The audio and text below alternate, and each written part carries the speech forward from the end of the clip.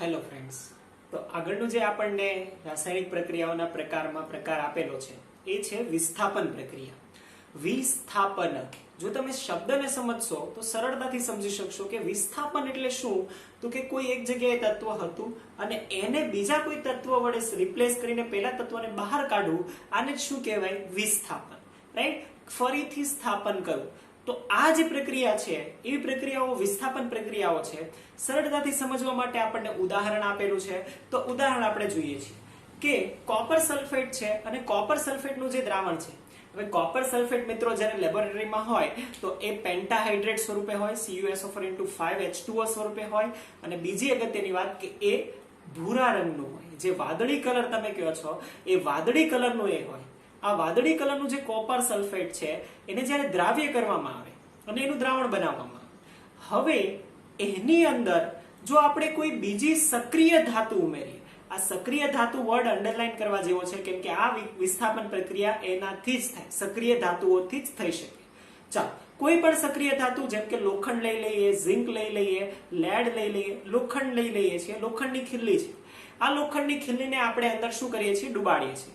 લોખંડની ખીલ્લીને અંદર ડુબાડવાથી શું થશે? તો એનું જે છે અવલોકન કરવાનું આપણને કીધું છે કે આ અવલોકનમાં આપણને એવું દેખાશે કે લોખંડની ખીલ્લી ઉમેર્યા પછી, દાખલ કર્યા પછી જે કોપર સલ્ફેટનો દૂધિયો રંગ હતો, ભૂરો રંગ હતો, એ શું થાય?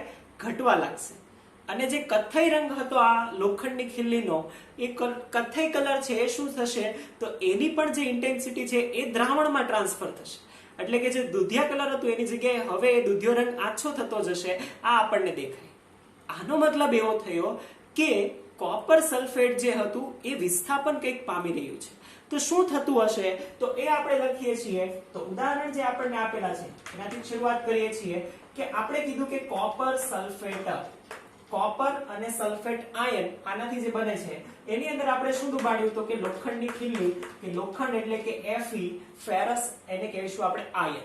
રાઈટ? ચાલો, આ ડુબાડવાથી શું થયું? તો આપણે એવું કહી શકીએ કે આ જે છે આની ઇન્ટેન્સિટી ઓછી થઈ, એટલે કે કોપર છે એ ઘટતું ગયું, કોપર સલ્ફેટ ઘટતું ગયું. તો શું થશે?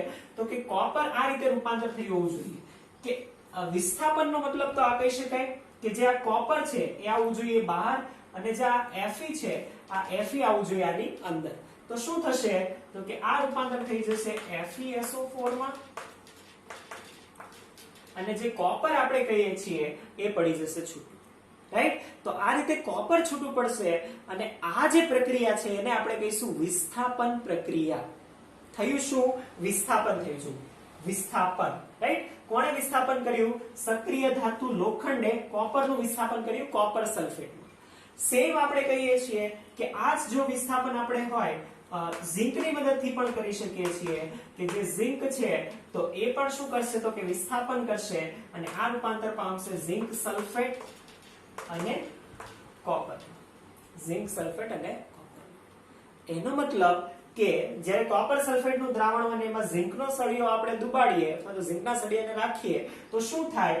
તો ઝિંકનો જે સળિયો છે એ ઝિંક સલ્ફેટમાં એટલે કે દ્રાવણમાં રૂપાંતર પામશે. રાઈટ? અને આ જે કોપર છે, રાઈટ, એ કોપર અલગ થઈ જશે. તો આ પ્રક્રિયાઓને જ આપણે કહીશું વિસ્થાપન પ્રક્રિયા. સેમ આપણને લેડની મદદથી પણ ઉદાહરણ આપેલું છે કે લેડ પણ આવી જ રીતે વિસ્થાપન પામી શકે છે. કોના દ્રાવણમાં? તો કે કોપર સલ્ફેટના દ્રાવણમાં કોપરને લેડ પણ વિસ્થાપિત કરી શકે છે. અહીંયા અગત્યની વાત એ કે કોપર સલ્ફેટને કોપર કરતા વધુ સક્રિય ધાતુઓ, કોપર સલ્ફેટને કોપર કરતા વધુ સક્રિય ધાતુઓ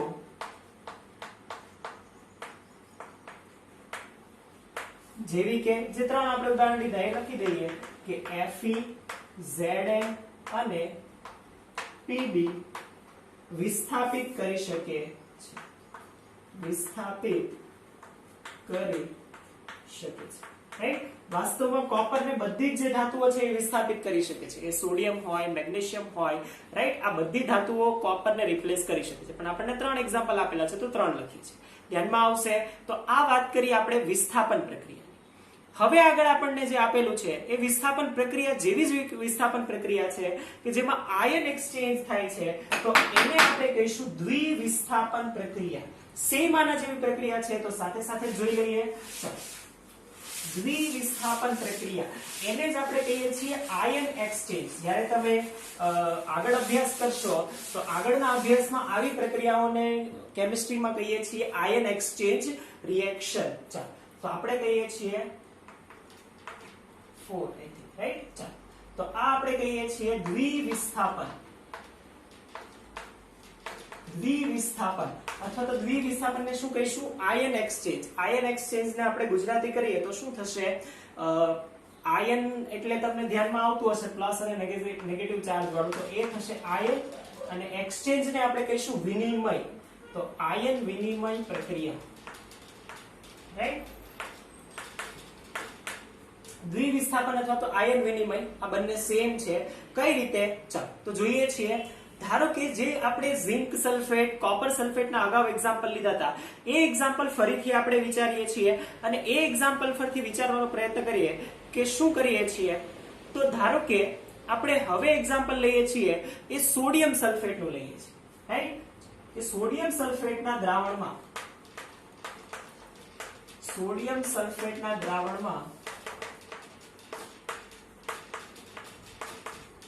શું ઉમેરવામાં આવે? Barium chloride. બેરિયમ ક્લોરાઇડ એ સફેદ રંગનો પાવડર હોય, રાઈટ. તો બેરિયમ ક્લોરાઇડ આ ઉમેરવામાં આવે. ઉમેરતા શું થાય તો એ આપણે જોઈએ. તો સોડિયમ સલ્ફેટ એ આ રીતનો પદાર્થ છે, સોડિયમ Na અને સલ્ફેટ SO4-2. આ હોય Na+, આ હોય SO4-2. તો એનાથી બને Na2SO4. બેરિયમ હોય બેરિયમ +2 અને ક્લોરીન હોય Cl- તો એનાથી બને બેરિયમ ક્લોરાઇડ BaCl2. હવે થશે શું? તો આપણે કીધું આયન વિનિમય. એકબીજાને આયન છે એ વિનિમય પામે, એક્સચેન્જ પામે. એક્સચેન્જ સમજો, એક આપો ને બીજું લેવું, રાઈટ. આને જ આપણે એક્સચેન્જ કહીએ ને, તો શું કરશે? તો કે સોડિયમ સલ્ફેટ પોતાનો સલ્ફેટ આપશે, રાઈટ. કોને આપશે? તો કે બેરિયમ ક્લોરાઇડને. એમનામ નહીં આપે, એની પાસેથી કંઈક લેશે. શું લેશે? તો કે ક્લોરીન છે એ ક્લોરીન લેશે. તો આ જે છે એક્સચેન્જ, એક આપવું એક લેવું, એક્સચેન્જ, રાઈટ. તો આ જે પ્રક્રિયા છે એને દ્વિવિસ્થાપન પ્રક્રિયા કહીશું. તો આ રૂપાંતર પામશે NaCl માં, રાઈટ. અને બેરિયમ શું લઈ લેશે? સલ્ફેટ. તો એ રૂપાંતર પામશે BaSO4, રાઈટ. BaSO4 માં. અહીંયા SO4-2 હોય તો BaSO4 થશે અને આ થશે twice of, right. twice of બનશે. તો આ જે પ્રક્રિયા થઈ એ થઈ દ્વિવિસ્થાપન, કે જેમાં આયનોનો વિનિમય થાય છે. તો આને આપણે આયન વિનિમય પ્રક્રિયા પણ કહી શકીએ છીએ, જેમાં SO4-2 અને Cl- આયનો વિનિમય પામે છે,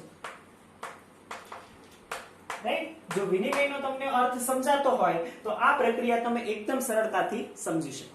ધ્યાનમાં આવશે. તો આ આપણને એક્ઝામ્પલ આપેલું છે. બીજું પણ આપણે એક્ઝામ્પલ લઈ શકીએ, રાઈટ. તો એ બીજા એક્ઝામ્પલો અત્યારે આપણને આપેલા નથી, તો આ એક્ઝામ્પલ અત્યારે આપણે ધ્યાનમાં રાખીશું. તો આ દ્વિવિસ્થાપન પ્રક્રિયા થઈ. તો આ દ્વિવિસ્થાપન પ્રક્રિયા અને વિસ્થાપન પ્રક્રિયાનો આપણે અભ્યાસ કર્યો. આ થયું વિસ્થાપન પ્રક્રિયા અને દ્વિવિસ્થાપન પ્રક્રિયા પૂર્ણ. Thank you.